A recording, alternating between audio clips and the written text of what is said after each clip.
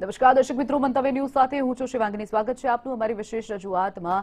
દર્શક મિત્રો, જે રીતે પહેલા કર્ણાટકમાં અને હવે સુરતમાં જે રીતનો હિજાબ વિવાદ સામે આવ્યો છે, ત્યારે ખરેખરમાં કેટલું યોગ્ય કહેવાય કે શાળા કોલેજોમાં હિજાબ પહેરીને જવું, અને બીજી તરફ એ પણ ક્યારેય સાંખી ન લેવાય કે ગુજરાતમાં યુવતીઓનો વિરોધ કરવામાં આવે, તે પણ હિન્દુ સંગઠનો દ્વારા. એટલે આ જ મુદ્દા પર આપણે ચર્ચા કરવી છે કે હવે ગુજરાતમાં પણ હિજાબ વિવાદ શરૂ થઈ ગયો છે.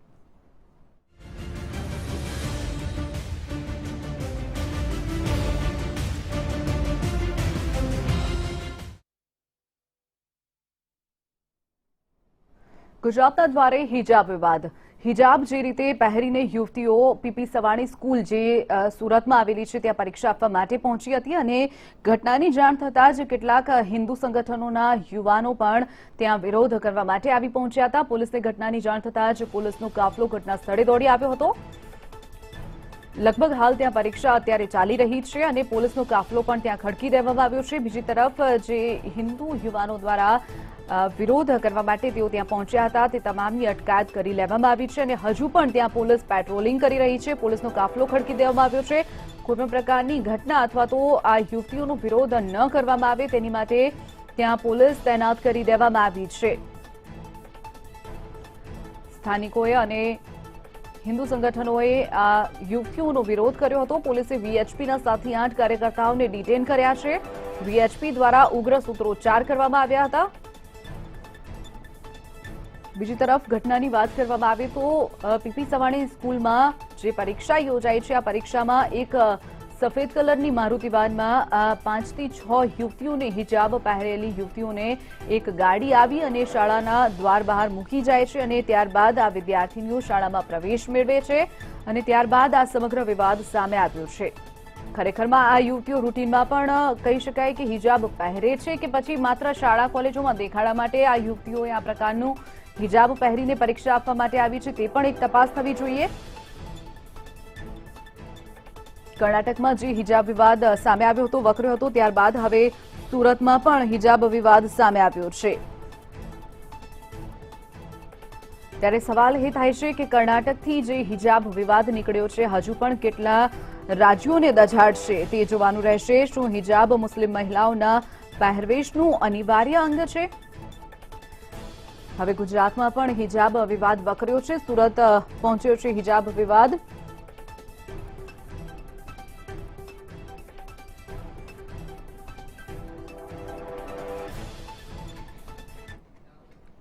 તો વાત કરીએ આ અંગે જ આપણી સાથે ચર્ચામાં મૌલાના ફૈયાઝ લાતુરી જોડાઈ ગયા છે. મૌલાના, સ્વાગત છે આપનું મંતવ્ય ન્યૂઝમાં. મૌલાના ફૈયાઝ, આપની પાસે આવવા માંગે, જે રીતની ઘટના સુરતમાં સામે આવી છે, કેવી રીતે જુઓ છો આપ આ સમગ્ર ઘટનાને?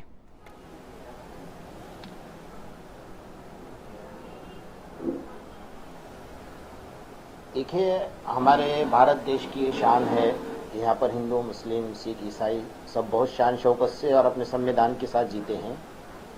और हमारा जो सेक्शन 25 संविधान है, उसने सब कौम को अपने अपने मजहब पर, अपने अपने लिबास पर जीने का हक दिया है. काफी टाइम से शुरू से हमारी बच्चियां बुरा पहनकर स्कूलों में, कॉलेजों में जाती हैं. आज तक कोई प्रॉब्लम नहीं था. आज ये प्रॉब्लम खड़ा हो रहा है एक चीज को लेकर. तो हमारे नरेंद्र मोदी साहब का नारा है बेटी बचाओ बेटी पढ़ाओ. तो इसमें जो चंद लोग हैं, थोड़े से मुट्ठी भर लोग हैं जो विरोध कर रहे हैं इसका, तो तुम कम से कम अगर हमारे मजहब को नहीं देखते हो तो आप नरेंद्र मोदी साहब के नारे को तो देख लीजिए कि आप बेटी बचाओ बेटी पढ़ाओ का नारा लगा रहे हैं. मेरा उन लोगों से सवाल है कि जो लोग हमारे भारत देश में बगैर कपड़े के नंगे फिरते हैं, उनके ऊपर आज तक कभी किसी ने कुछ बोला नहीं है. जो लोग पार्लियामेंट के अंदर अपना लिबास भगवा पहनकर जाते हैं, उनके लिए किसी ने आज तक नहीं बोला है. संवैधानिक हक है सबको. પણ મૌલાના, જે રીતે શાળામાં એક યુનિફોર્મ નક્કી કરવામાં આવે છે, શાળા નક્કી કરે છે યુનિફોર્મ પહેરીને આવવાનું. કોઈ પણ સંસદ ભવનમાં કોઈ યુનિફોર્મ નક્કી નથી હોતો, ત્યાં કોઈ હિજાબ પહેરવાથી નથી રોકતું. શાળા અને કોલેજની વાત અહીંયા થઈ રહી છે.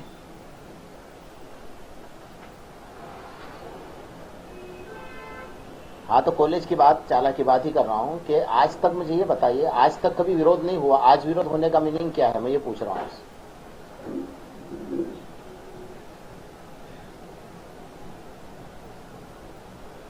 શાળામાં જે યુનિફોર્મ નક્કી કરવામાં આવે છે, જ્યારે ત્યાં आज तक कभी એડમિશન विरोध લે नहीं છે हुआ। કોઈ आज विरोध વિદ્યાર્થી, करना, इसका मीनिंग क्या होता है? जब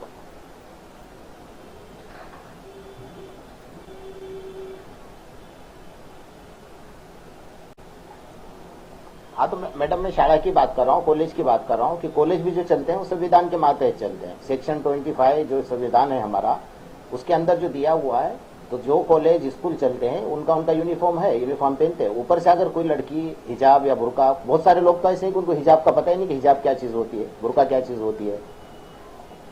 ये मुट्ठी भर लोग हैं जो विरोध कर रहे हैं इसका। तो आप इसके लिए हमको जो संवैधानिक हक है वो हक हमको है, कोर्ट से है, हाई कोर्ट से है, सुप्रीम कोर्ट से है। तो आप स्कूलों में जाकर इस तरीके से बवाल करते हैं तो कुछ होगा थोड़े दिन के बाद कि हमारी जो बच्चियां हिजाब पहन कर जाती हैं वो स्कूल पढ़ना छोड़ देंगी। तो आपका जो नारा है कि बेटी बचाओ बेटी पढ़ाओ, तो आप पढ़ाना चाहते हैं या इस तरीके से परेशान करना चाहते हैं? એટલે આપ જે અનુચ્છેદ 25 ની વાત કરો છો એ શું શાળાના નિયમો ભંગ કરવા માટે છે કે એ નિયમો તોડવાની પરવાનગી આપે છે આપને?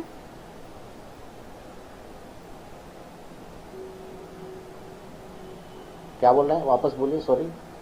આપ જે અનુચ્છેદ 25 ની વાત કરી રહ્યા છો તો એ અનુચ્છેદ 25 શું આપને શાળાના નિયમો ભંગ કરવાની પરવાનગી આપે છે?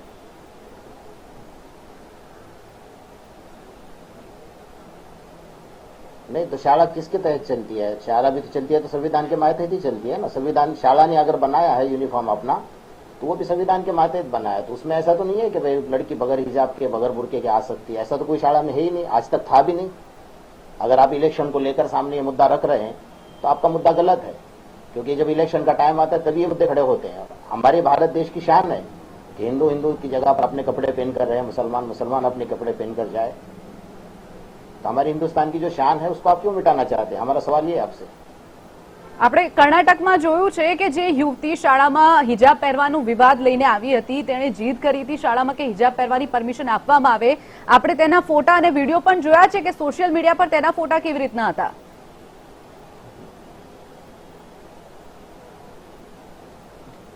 अच्छा मैडम, आपने ये देखा है 2 दिन पहले कर्नाटक के अंदर एक लड़के ने हिजाब पहनकर पाकिस्तान का झंडा लहराया था, पर्दा पहनकर। आप उसको क्या बोलोगे? એટલે હિજાબની જે પરમિશન છે એ ક્યાંક ને ક્યાંક શાળા કોલેજમાં નથી હોતી। બહાર શાળાની બહાર તમે પહેરી શકો છો, એની માટે મનાઈ નથી। શા માટે શાળામાં આ પ્રકારે शाला વિવાદ जो ઊભું चलती है કરવાની वो भी જરૂર છે? संविधान को, मेरी बात सुनिए, संविधान मेरी बात सुनिए, जितने भी शालाओं ने, कॉलेज वालों ने परमिशन ली है, बराबर है, तो उनके संविधान के मातहत ही पढ़ाते हैं वो लोग कि कॉलेज में हमारी ये परमिशन है। लेकिन कॉलेज का तो ऐसा कोई रूल्स है नहीं कि भाई आप यूनिफॉर्म पहनेंगे तो ही स्कूल में आएंगे। और कॉलेज में जो यूनिफॉर्म है लड़कियां पहनकर आती है, सिर्फ बात है हिजाब की कि वो अपना सर ढांप कर आएगी। आप बोलते कि भाई सर से पर्दा हटाओ। आज जो आप देख रहे हैं कि इतने बलात्कार के केस हो रहे हैं, इतने खराब के, अभी 2 दिन पहले सूरत में 8 दिन पहले ऐसा केस बना कि एक लड़के ने सीधा लड़की का गला काट दिया। तो हम तो ये चाहते हैं कि भाई लड़कियों की इज्जत बच जाए, उसकी हिफाजत हो जाए। तो आपको इससे प्रॉब्लम क्या है कि लड़की अगर हिजाब में आती है? પણ એની માટે આપણે તપાસ કરવી જોઈએ ये કે हमारा આજે इस्लामिक हक भी છોકરી, है और सबसे बड़ी बात कि हमारा हिंदुस्तान भारत देश का संवैधानिक જે યુવતીઓ શાળા કોલેજમાં હિજાબ પહેરીને આવી છે તેઓ પરમેનન્ટલી હિજાબ પહેરે છે? શું ઘરે પણ તેઓ પહેરે છે? બહાર નીકળતા રૂટીનમાં પહેરે છે? ત્યારબાદ એને શાળા કોલેજમાં પહેરવાની પરમિશન હોય?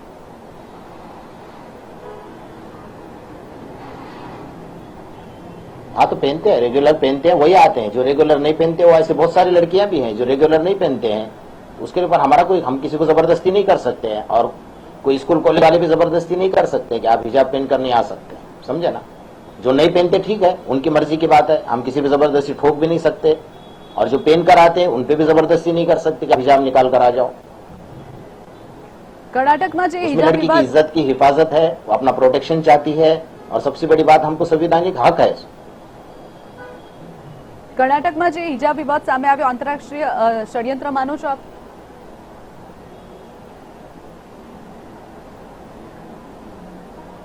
क्या बोल रहे हैं? કર્ણાટકમાં જે હિજાબ વિવાદ સામે આવ્યો, આંતરરાષ્ટ્રીય ષડયંત્ર હેલો. માનો છો આપ?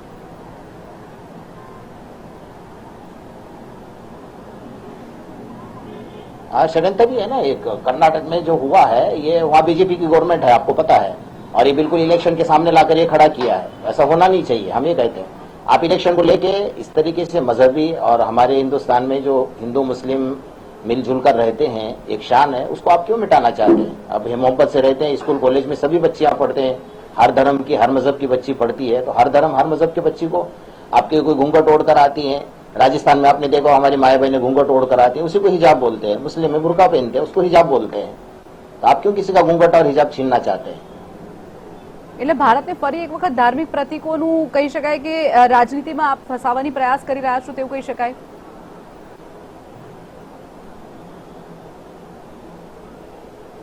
हाँ, सही बात है कि राजनीति का जब इलेक्शन का टाइम आता है तो सारे मुद्दे खड़े होते हैं, इलेक्शन से पहले कभी नहीं खड़े होते। आज तक आपने देखा होगा बहन कि कभी ये हिजाब वाला मुद्दा खड़ा ही नहीं हुआ आज तक। ये पहली बार खड़ा हुआ है ऐसा स्कूल कॉलेज के अंदर। जी जी बिल्कुल मौलाना आपने और आपको ये भी पता है कि हमारी मुस्लिम कम्युनिटी जी जी बिल्कुल આપણી સાથે હિન્દુ प्राइवेट ધર્મગુરુ स्कूल ऐसे है જ્યોતિનાથજી नहीं। જોડાઈ ગયા છે।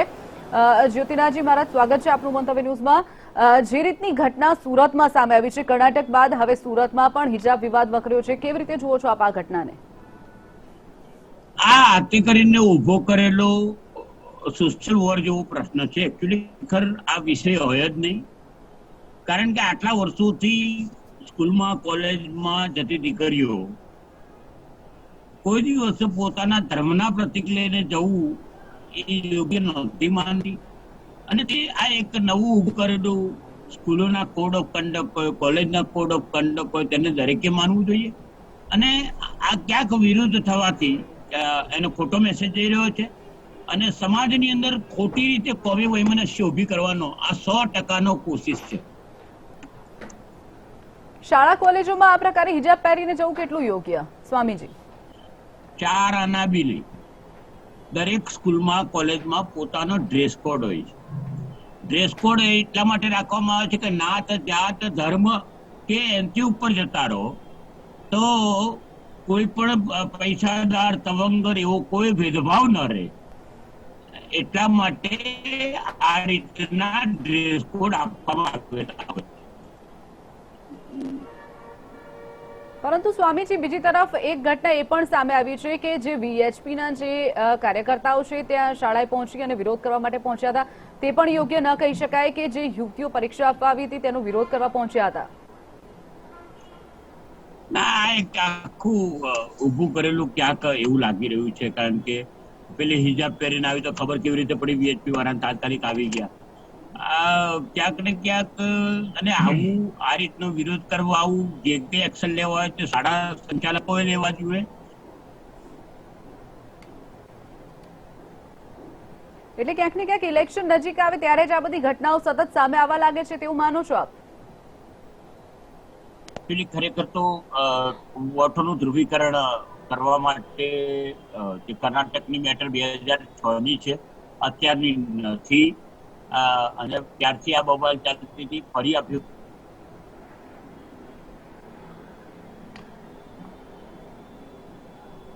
ઊભું થાય અને મતોનું એક ધ્રુવીકરણ ઊભું થાય, તેની એક આયોજન પૂર્વકનું કાવતરું વિચાર। બિલકુલ। ત્યારે સ્વામીજી જે રીતની ઘટના સામે આવી છે ત્યારે કોઈ પણ પ્રકારના ધાર્મિક જે કોડ હોય છે ત્યારે પરંપરાઓ શા માટે તેની ઉપર દર્શાવવામાં આવે છે? પરંપરા દર્શાવવાની એકચ્યુઅલી બેઝિકલી એક આ ખોટો ટ્રેન્ડ ચાલુ થયો છે। તેની અંદર રોડ પર ગમે ત્યાં બેંગ્લોરનો હમણાં એક બનાવ એવો પણ છે કે નૂતનડીને તારીખે મસ્જિદ બનાવી દીધી, કોઈ પણ જગ્યાએ રોડ પર નમાજ પઢવાનું ચાલુ કરી દેવું, આ એક દર્શાવવાની પ્રક્રિયા છે તમારી। બાકી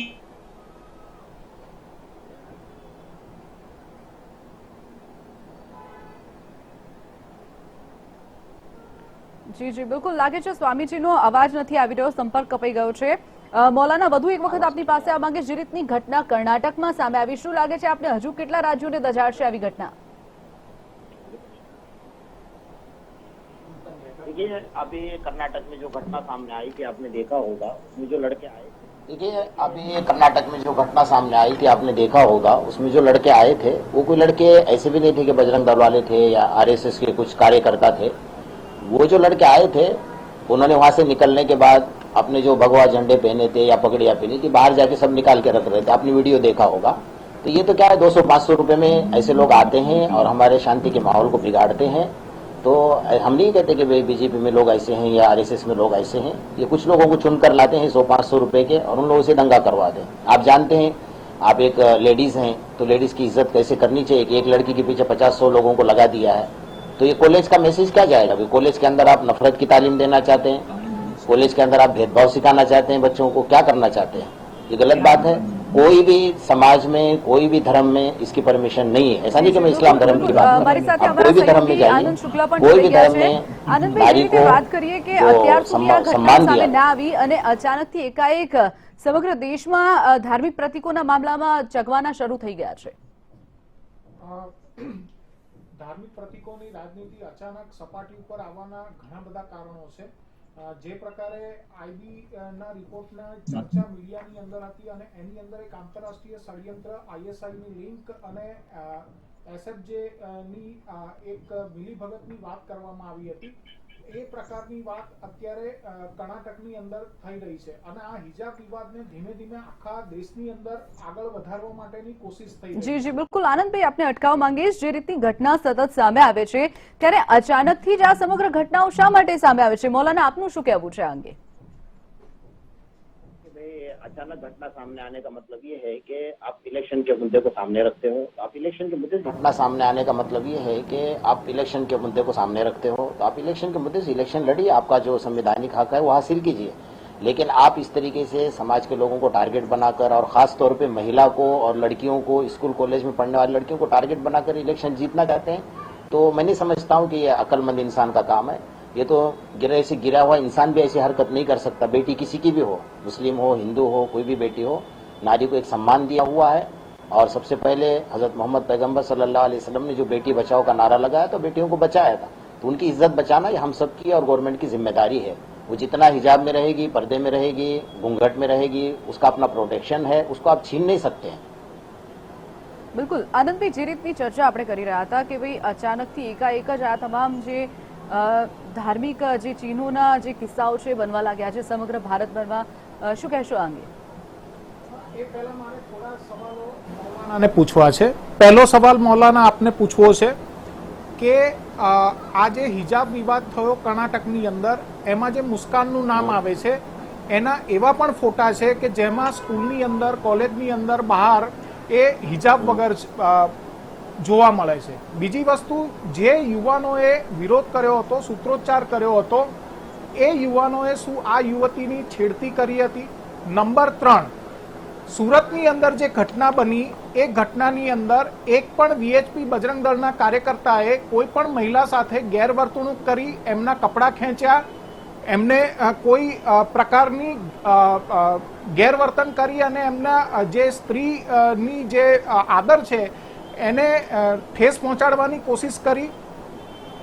અને ચોથો સવાલ એ છે કે તમે કહ્યું કે આ બીજેપી આરએસએસના લોકો નહોતા અને ખેસવાળા તો 500-500 રૂપિયામાં મળી જતા હોય છે, તો શું હિજાબવાળા 100-100, 500-500, 1000-1000 રૂપિયામાં નહીં મળતા હોય? મૌલાનાજી।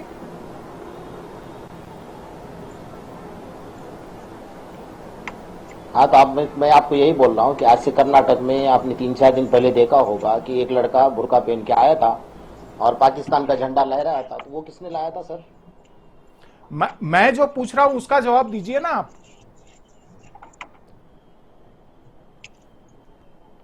क्या किसी महिला के साथ गैरवर्तन हुआ है? आप जो एक सवाल कर रहे हैं वो आप सवाल गलत कर रहे हैं।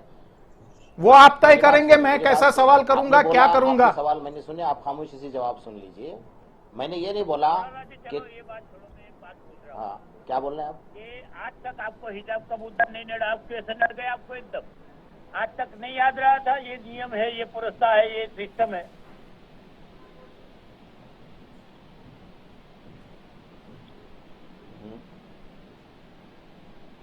वापस बोलिए, आपकी आवाज नहीं आ रही।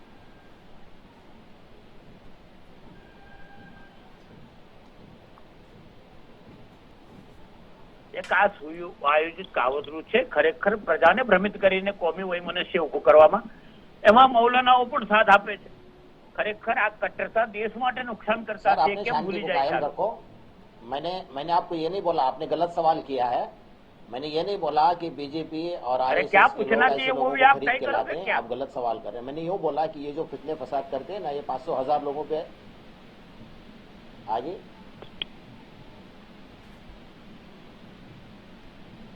સવાલ સાચો છે કે ખોટો એ તમે નક્કી નહીં કરો, ખાલી સવાલ પૂછ્યો છે તેનો જવાબ એનો આપશો. જવાબ તો આપો. ये आवाज ક્યાં અત્યાર સુધી કોઈ દિવસ ન નડેલું 1947 થી અત્યાર સુધી ને હવે કેમ તમને લોકોને હિજાબ ને બધું નડવા માંડ્યું? કઈ કટ્ટરતા શું સાબિત કરવા માંગો છો? સમાજને શું સંદેશો આપવા માંગો છો?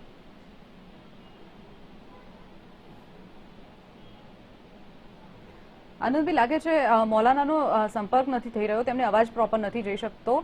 શું કહેવું છે આપનું? કોઈ પણ દેશ હોય ને, એ દેશની અંદર વિવિધતાનું સંરક્ષણ કરવું એ જે તે દેશની જવાબદારી છે. ભારત 1947 થી અત્યાર સુધી અને એ પહેલા પણ આ પ્રકારની જવાબદારી નિભાવનારો દેશ રહેલો છે.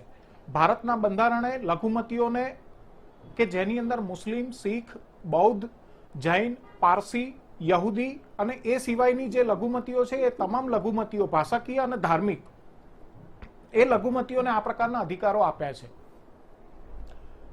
પણ સવાલ એ છે કે શું અનુચ્છેદ 25 થી લઈ અને 30 સુધીના જે અધિકારો લઘુમતીઓને મળ્યા છે એ અધિકારો મુખ્ય પ્રવાહથી દૂર રહેવા માટે આપવામાં આવ્યા છે, મુખ્ય પ્રવાહથી અલગ થવા માટે આપવામાં આવ્યા છે, અથવા મુખ્ય પ્રવાહમાં જોડાવા માટે આપ્યા છે?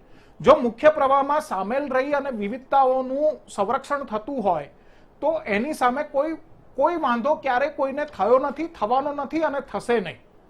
સવાલ એ છે કે પોતાના અધિકારોના નામે જ્યારે દેશની અંદર કોઈ પણ પ્રકારનો સેપરેટિઝમને ઉત્તેજન આપવાનો પ્રયત્ન કરવામાં આવે છે, એ પ્રયત્ન અલગ અલગ રીતે થતા હોય છે. એ પ્રયત્નની સામે આ દેશને સજાગ થવાની જરૂર છે. જે પ્રકારે વાત કરી કે આંતરરાષ્ટ્રીય ષડયંત્ર એ આ દેશની અંદર કિસાન આંદોલનથી માંડી અને હિજાબ આંદોલન, CAA થી માંડી અને હિજાબ આંદોલન સુધી ચર્ચામાં રહ્યું છે. જ્યારે આપણો પાડોશી દેશ આપણને કમજોર કરવાનો પ્રયત્ન કરી રહ્યો હોય ત્યારે અચાનક જ આ પ્રકારના વિવાદો સામે આવી જાય છે. બીજી વસ્તુ, સ્કૂલ કોલેજ એ શિસ્ત પાલન એ સ્કૂલ કોલેજનો પાયો છે.